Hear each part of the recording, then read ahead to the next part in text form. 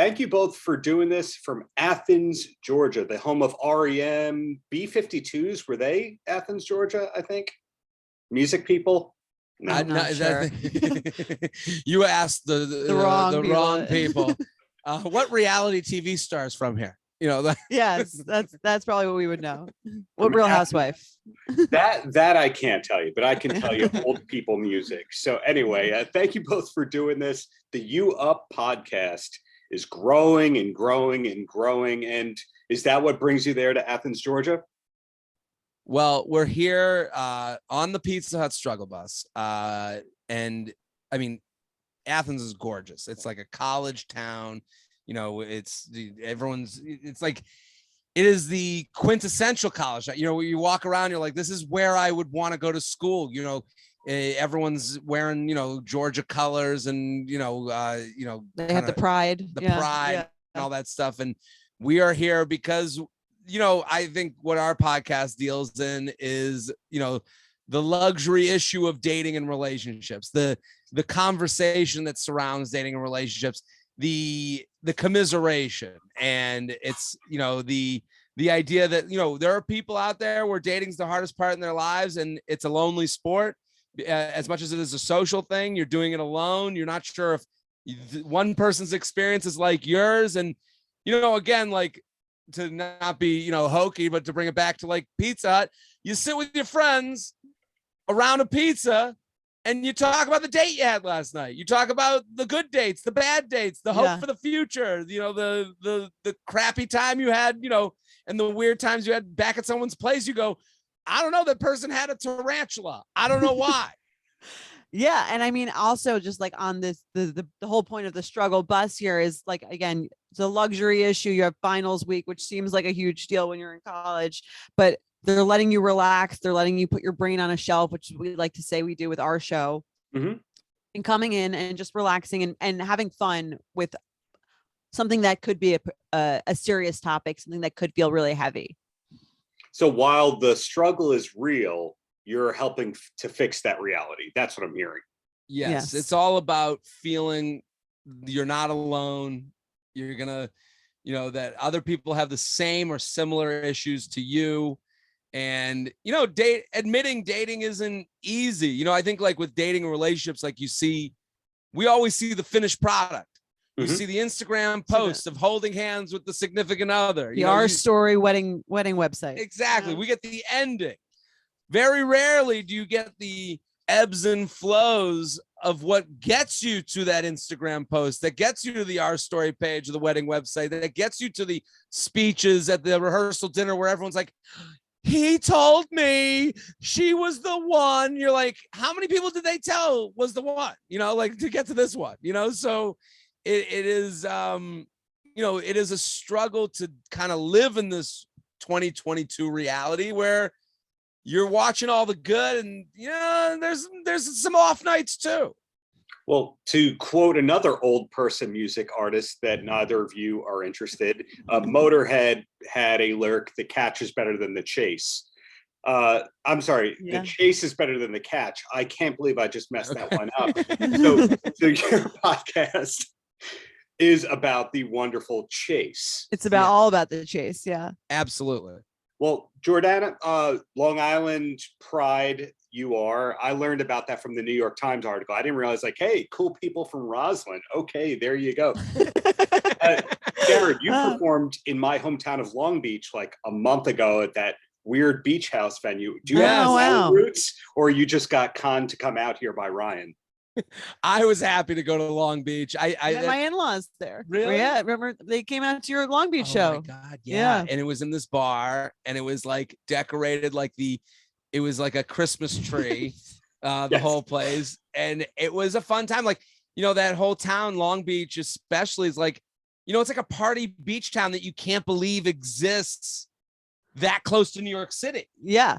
It's a really great city. It's close. There's a lot of like bars and fun stuff. It's like kind of I'm not really sure what the scene is there. It's like young, is it old? Because my in-laws live there. It's like spring break ish. And you're like, wait a minute. I didn't have to fly to Cancun for this. I could have just gone an hour away from New York City. Like, yeah, it definitely and I was there in the winter time. So it's like all like beach people in the winter. But no, it's definitely a fun time. You mentioned that your in-laws are from there or live there, Jordana? They're not from there, but this is like they retired to Long Beach essentially. So they've lived there now for a couple of years. Wow, that makes me look good. And they love I it. live in a retirement town. I don't You're know. in Long Beach? I am in Long Beach. Love it. I mean, Awesome. somebody's got to be. So, hey, bring it back to you and your success. Jared, I mean, you were on The Tonight Show, and if we're talking to really ancient people, they don't think that you have a career as a comic until you're on The Tonight Show. But you and I both know that's the beginning of the rainbow, not the end of the rainbow. But when did you realize that podcasting wasn't just a hobby, but a business and a growing thing that you might be as famous for as your stand-up? I think I love listening to podcasts. I'm a podcast fan. Mhm. So I always was like, I want to start one. And I remember like when I first got into podcasting, I felt like I was late. And, you know, we started this show, 5 years ago, and people go, and then now everyone's like, well, who starts a podcast now? It's like, it's never too late, you know, first of all, but also like you see the world is moving towards podcasts. I could kind of, you know, I always thought the minute you have Wi-Fi in your car, the radio's done, you know, like if the minute you can pop on, you know, any show you want on demand. We live in an on-demand world. Podcasting is on-demand radio. So, and it's the most intimate. I knew it was a, you know, kind of a, it was a more of a business when the way you connect with people who enjoy the show, the people who love you up. It's the most intimate art form. You are literally inside of people's bodies. People put a headphone into their ear. You're in their body. You're in their ear hole. In their ear hole at their loneliest. Because I listen to podcasts, and I'm saying this for myself, so I know how I listen. It's when you're alone, when you're walking somewhere, when you're commuting somewhere, when you're trying to get to bed at night. The people that I listen to, I have love for and care about because they're with me when I really do need them to get me through the times where, again, as Jordana said, putting your brain on the shelf. I don't want to be at the wheel of my own brain 24 hours a day. I don't need a break from me. Yeah, I need a break. I don't want to think about when I call my third grade teacher mom. Get out of here. You know, so when I started thinking about why I listen to podcasts and then I meet the people who love you up, I get it. They're like, and they always are like, you know, people come up to us. They're like, we don't want to sound weird. It doesn't sound weird to me at all. I have the same feeling about the podcast that I listen to and you know, how much it helps me through a day or to help me feel like, oh, wow, I feel that way too. And especially because we're talking about dating and relationships. Like, listen, dating is hard. We say it all the time. It's not, we're not experts. We don't know what we're talking about. I'm 37 and single. I'm out there, you know, throwing shit against the wall too, you know? So, but what we're here is to kind of make someone, you know, laugh at it a little bit about something that might be hard. And Jordana, speaking to the success of Betches, and it does not sound right when I say it out loud, but speaking to the success of it, it was originally website article content that was just wonderfully written before it found success in the podcasting world. What was your gateway into podcasts? It's funny that you say that because Jared was actually our gateway into podcasts. So the first podcast I ever went on as a guest was Jared's, and another co-founder, my name, Lean. We went on one episode together. I've been on a couple of times. We went on one episode together, and we left the recording. We were like, that was so much fun. We should do our own. So Jared was actually our gateway into podcasting, the first podcast we ever did. And it's been great to like build this community, like next to you. Yeah, too. I remember that, and like, especially like, you know, and from my end, it's like, oh, like this podcast is like the male female perspective on dating. Like, like who can you?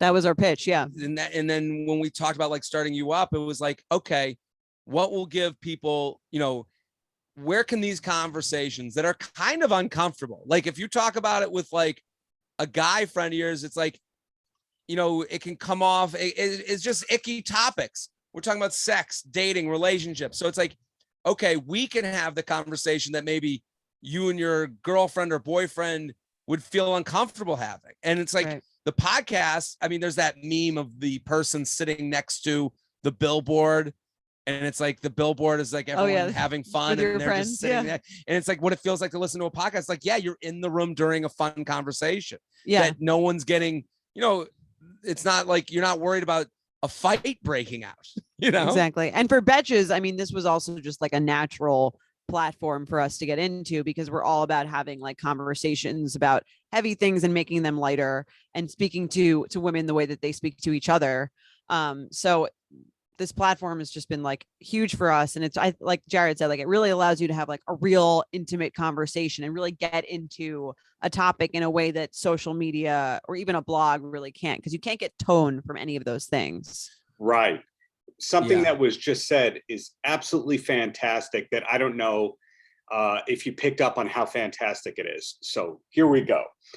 You mentioned that Jared was your gateway into podcasting because you were just with him on a show, just appearing. So when you think about that, you were just like, yeah, I'm going to be on this thing and I'll just promote my thing. And you didn't realize that just one-off thing where you didn't super care would turn into like a side career of sorts.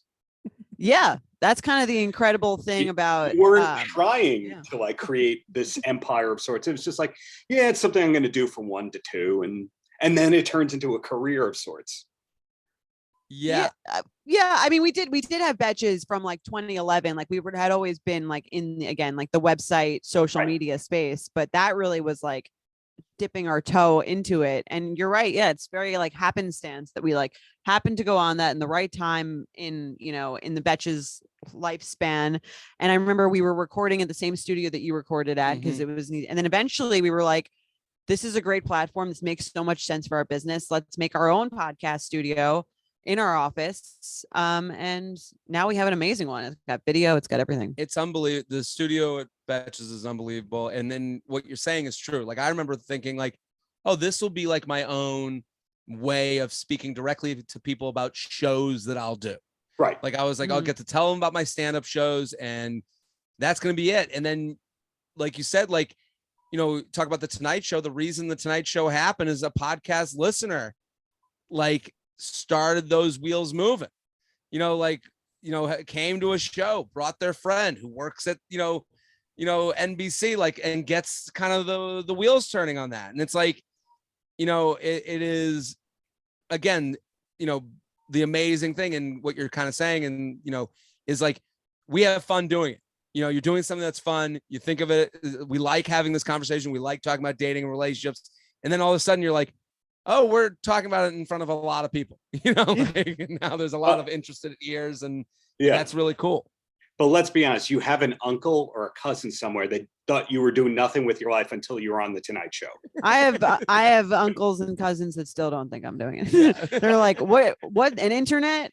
Yeah. You made a company called Bitches? What? Welcome to Long Island. So my last question for both of you, and Jordana first.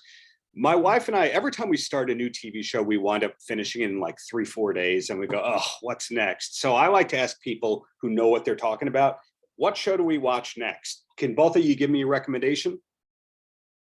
Oh, I have a great one. Start from season 1 of Survivor. Oh, Mike loves that. That's funny. Go to Hulu. Survivor is, I mean, I'm a Bachelor fan, but Bachelor's not for everybody. Survivor is for everybody. I think Probst is like the best at his job in the world, like of any job. Best host, yeah. Jeff Probst crushes it. It is a great show to watch with a significant other. How you can see inside their brain of how maniacal they are, like how seasons through the season, you can see how would they have done what these people are doing. So, and there's a lot of seasons. Was Richard Hatch the first one? Yes, he was. Oh, I remember Richard Hatch. And then please. My recommendation, I'm very into scammer culture. And there's so much out there on that now. Yeah. But I've been watching The Dropout. I'm not sure if you've seen it, about Elizabeth Holmes. No, I have not. Amanda Seyfried does an amazing job playing Elizabeth Holmes, and it is a really, really good show. I just finished it. It was great. And then before I let you go, did I miss something that there's an exclusive episode that you're doing as part of this Athens trip? Because it's in the back of my mind that I did miss that. Yeah, well, this episode will be out. We're recording this episode on the Pizza Hut Struggle Bus. And it's going to be airing on May 3rd. No, May 3rd. I think it's May 3rd. Whatever Wednesday is of next week.